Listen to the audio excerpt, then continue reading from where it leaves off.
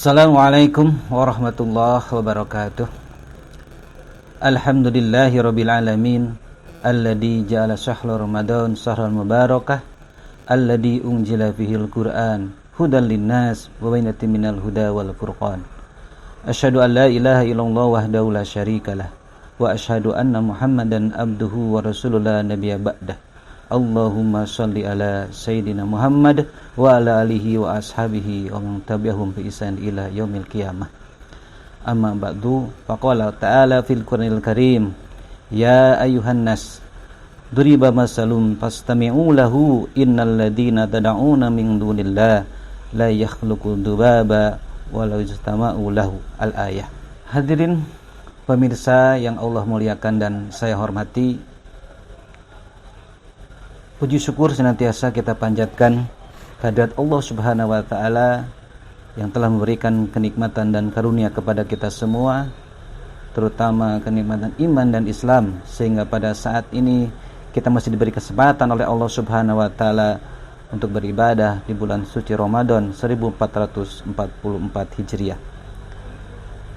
Salawat dan salam semoga tercurah limpahkan kepada baginda Nabiullah Nabi Muhammad sallallahu alaihi wasallam beserta keluarganya, para sahabat, para tabi'in, para tabi'ut tabi'in, para ulama hingga kita selaku umatnya yang senantiasa taat kepada ajarannya, sehingga kita layak nanti yaumil akhir kita akan mendapatkan syafaatul uzma dari baginda Nabi Muhammad sallallahu alaihi wasallam. Pemirsa yang Allah muliakan, berbagai keutamaan di bulan Ramadan telah kita pahami, kita ketahui.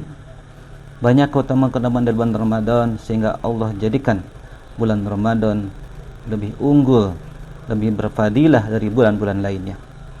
Banyak hal terkait keutamaan bulan Ramadan. Beberapa di antaranya bahwa bulan Ramadan diberi berkah oleh Allah Subhanahu wa taala. Sebagaimana sabda Nabi Muhammad sallallahu alaihi wasallam, "Idza jaa Ramadan futihat ababul jannah wa guliqat ababun nar wa sufadatis syayatin." Bahwasanya ketika datang bulan Ramadan, maka pintu-pintu surga akan dibuka, pintu-pintu neraka ditutup, serta setan-setan dibelenggu. Ini menunjukkan para ulama menafsirkan terkait hadis tersebut bahwasanya di bulan suci Ramadan pintu-pintu surga dibuka. Ini menandakan pahala Allah yang melimpah diberikan kepada hambanya, sementara pintu-pintu neraka ditutup. Ini menunjukkan bahwasanya magfirah, ampunan Allah dibuka seluas-luasnya, dan setan-setan dibelenggu. Ini menunjukkan bahwa mereka, setan-setan tersebut, tidak lagi bisa menggoda manusia untuk bermaksiat dari Allah Subhanahu wa taala. Kemudian kedua dari antara keutamaan Ramadan adalah waktu yang mustajab untuk berdoa. Sebagaimana sabda Rasul, likulli muslimin da'watun mustajabatun yada'u nabiha fi Ramadan, bahwasanya di bulan Ramadan akan diistajab, akan diijabah doa-doa setiap kaum muslim. Kemudian juga bahwa di bulan Ramadan adalah bulan di mana turunkannya Al-Qur'an. Syahrul Ramadan alladzi unzila fihil Qur'an hudal linnas wa bayyinatin minal huda wal furqan. Banyak keutamaan lain di bulan Ramadan. Berikut juga bahwasanya bulan Ramadan adalah salah satu rukun Islam. Tentu diwajibkan kepada kaum muslim untuk melaksanakan saum di bulan Ramadan. Kemudian bulan Ramadan juga dimuliakan dengan disunahkannya salat tarawih atau disebut sebagai qiyamul Ramadan. Dan juga di bulan Ramadan telah penting adalah keutamaan yang namanya adalah Lailatul Qadar, di mana adalah keutamaan dari satu malam yang senilai dengan 1000 bulan. Hadirin pemirsa yang Allah muliakan, tentu kesempatan ini adalah kesempatan yang mesti bagi seorang mukmin untuk memanfaatkan momentum di bulan Ramadan. Jangan sampai bulan Ramadan ini kita sia-siakan. Ada sedikit yang ingin saya sampaikan, seperti saya Al-Fakir sampaikan di dalam muqaddimah, bahwa sampaikan terkait surat Al-Hajj ayat 73. A'udzubillahi minasyaitonirrajim. Ya ayuhan nasu duriba masalun fastami'u lahu innal ladzina tad'una min dunillah la yadkhulukum dzubaba wa la yastama'u lahu. Wahai manusia, ketika diumpamakan permisalan bahwa dengarkanlah bahwasanya orang-orang yang menyuruh kepada selain Allah, dan mereka pun tidak dapat menciptakan seekor lalat pun walaupun mereka bersama. Memang ayat Quran surat Al-Hajj ini ditujukan kepada orang-orang Quraisy. Orang-orang Quraisy yang pada waktu itu senantiasa menjembah berhala yang memiliki nilai kelemahan, sehingga dia pun si berhala itu tidak bisa menjadikan atau menciptakan seekor lebah pun. Namun pada kesempatan ini Al-Fakir akan sedikit mentadaburi ayat ini terkait makna duab atau makna lalat. Lalat adalah sebagian daripada serangga, seekor serangga. Di antaranya selain lalat ada nyamuk, ada juga ngengat, merupakan serangga bersayap dua yang umumnya menjadi hama di rumah. Kenapa demikian? Karena memang mereka itu suka mengganggu dalam kehidupan manusia, terutama di rumah. Namun ciptaan Allah lah tidak ada yang sia-sia.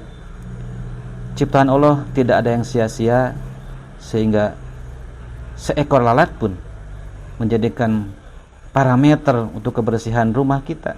Seandainya banyak lalat, tentu ini menjadikan indikator bahwa rumah kita tidak sehat, rumah kita tidak bersih. Selain itu juga yang perlu tadaburi terkait lalat, bahwasanya lalat juga memiliki siklus hidup yang mengagumkan. Untuk dapat kita petik hikmahnya, ia hanya memiliki umur rata-rata 30 hari saja, kemudian dia mati. Dalam artian, dia setelah menetas dari telurnya, kemudian menginjak dewasa, selama 30 hari umumnya lalat itu adalah mati dan tidak hidup kembali. Ini artinya bahwasanya kalaulah kita gambarkan ke dalam hari-hari di bulan Ramadan, kalaulah tanggal 1 Ramadan itu lalat menetas, tentu di tanggal 30 lalat itu akan mati. Namun yang menjadi ibrah dari kehidupan lalat hanya selama 30 hari, bahwa lalat itu amatlah produktif. Kenapa demikian? Karena seekor lalat induk betina bisa bertelur hingga 6 kali seumur hidupnya. Jadi bertelur selama 30 hari. Dalam artian selama dia selama dia 6 kali selama 6 kali bertelur dalam 30 hari, di mana menghasilkan ribuan telur. Ini sangat menakjubkan bahwasanya lalat memiliki produktivitas yang tinggi. Selama dia hidupnya 30 hari, tapi berproduktivitas menghasilkan beberapa ribu telur selama dia 6 kali bertelur selama 30 hari. Hadirin pemirsa yang Allah muliakan, itulah filosofi terkait bagaimana lalat dalam kehidupan kita, bahwa memang fase lalat adalah dia hanya umur 30 hari, namun dia dalam umur 30 hari itu dia bisa memaksimalkan produktivitasnya. Hadirin pemirsa yang Allah muliakan dan saya hormati, tentu kalau kita bandingkan dengan fase kehidupan manusia sangatlah berbeda. Karena manusia memiliki fase yang Allah gambarkan, seperti halnya digambarkan dalam surat Al-Mu'minun ayat 12 sampai dengan ayat 16. Allah Subhanahu wa taala berfirman, "Walaqad khalaqnal insana min sulatin min tin, summa jalnahu nutfatin fi qararin makin, summa khalaqna nutfah alaqatan fa khalaqnal alaqah mudghatan fa khalaqnal mudghah idhaman wa kasawnal idhama lahma, summa ansha'nahu khalqa akhar wa tabarakallahu ahsanul khaliqin, summa innakum ba'da dzalika lamayitun, summa innakum yaumal qiyamati tub'atsun." Itulah fase kehidupan manusia, bahwa fase kehidupan manusia dimulai dari fase kelahiran, kemudian fase kematian, dan juga akan dibangkitkan nanti di yaumil akhir. Berbeda dengan lalat. Lalat setelah 30 hari dia mati dan dia tidak akan dibangkitkan di yaumil akhir untuk bertanggungjawabkan perbuatannya. Lain halnya manusia. Manusia akan dibangkitkan nanti di yaumil akhir. Summa innakum ba'da dzalika lamayitun, summa innakum yaumal qiyamati tub'atsun. Kita akan mati dan di yaumil qiyamah kita akan dibangkitkan. Kebangkitan itulah sebuah kepastian. Kita yakin, seyakin-yakinnya atas keimanan kita. Kita akan dibangkitkan di akhirat kelak untuk menjalankan kehidupan yang abadi. Hadirin pemirsa yang Allah muliakan, tentu muncul suatu pertanyaan, apakah nanti kita di yaumil akhir akan berada di golongan yang mana? Apakah di golongan mendapatkan kebahagiaan dari Allah Subhanahu wa taala ataukah sebaliknya? Tentu dalam surat Al-Waqiah dikatakan bahwa hanya ada dua golongan. Yang pertama adalah golongan ashabul yamin, yaitu golongan kanan, yaitu golongan ahlus surga. Dan yang kedua adalah golongan ashabus shimal, yaitu golongan sebelah kiri, golongan yang akan mendapatkan siksa neraka atau disebut sebagai ahlun nar.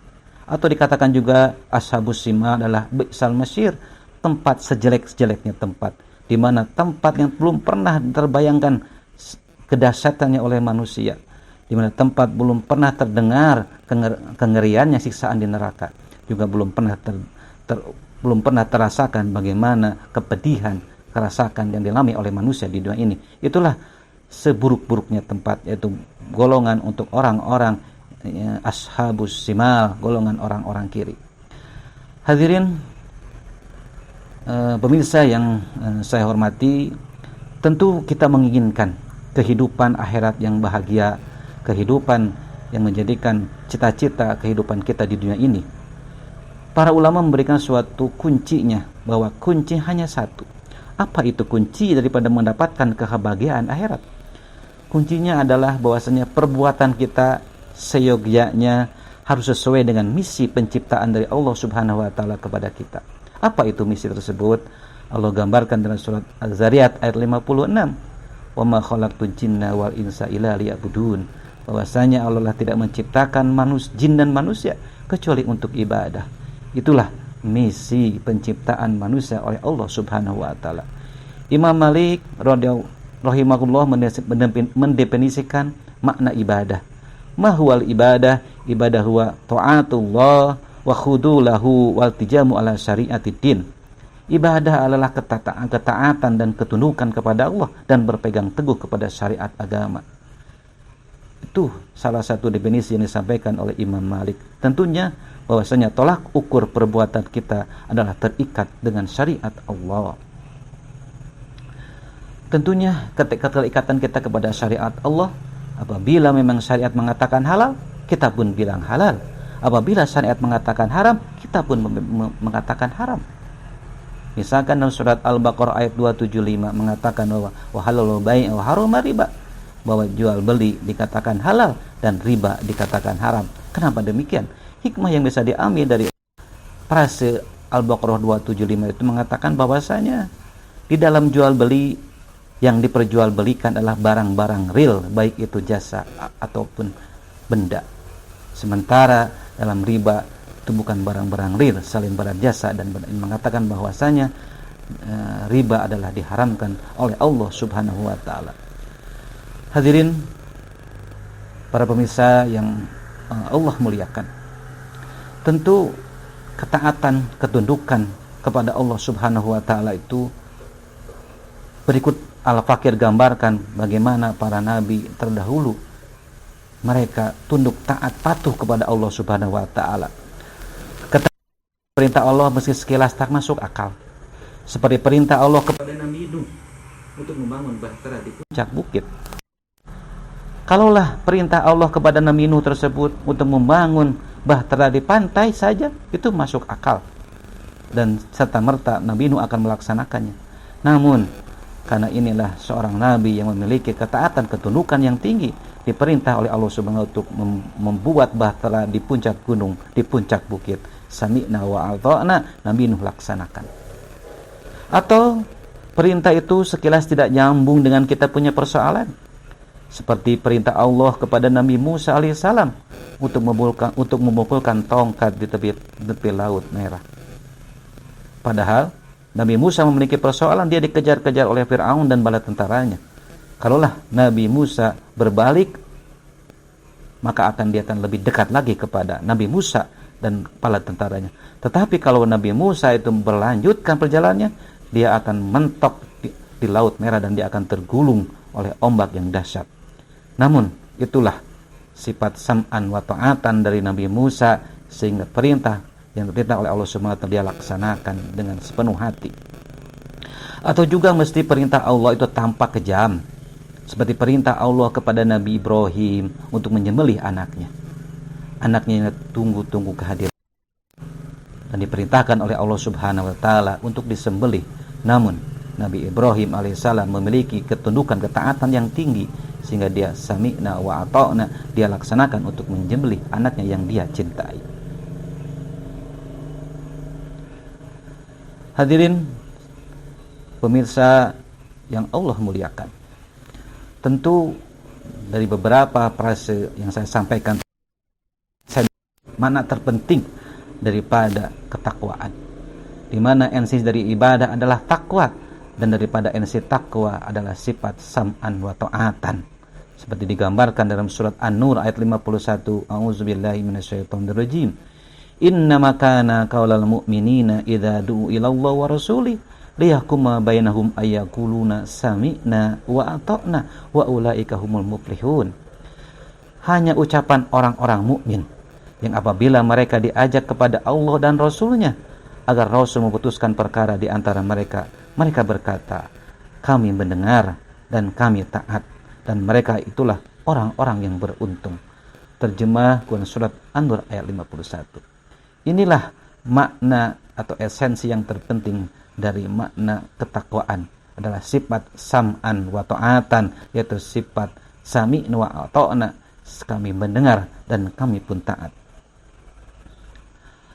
Hadirin pemirsa yang Allah muliakan, tentu makna takwa yang populer kita pahami bahwasanya takwa adalah imtisadul awamiri wajtinabun nawahihi, artinya menjalankan, melaksanakan perintah-perintah Allah dan juga menjauhi larangannya. Dalam hal ini ada suatu komitmen dari manusia terkait perintah dan larangan Allah Subhanahu wa taala, bahwasanya larangan dan perintah Allah Subhanahu wa taala hubungan dia dengan Allah dalam bentuk ibadah dan akidah, sementara larangan dan perintah Allah ada hubungan dia dengan dirinya, baik dalam bentuk berpudi pekerti, dalam hal masalah pakaian, dalam hal masalah makanan.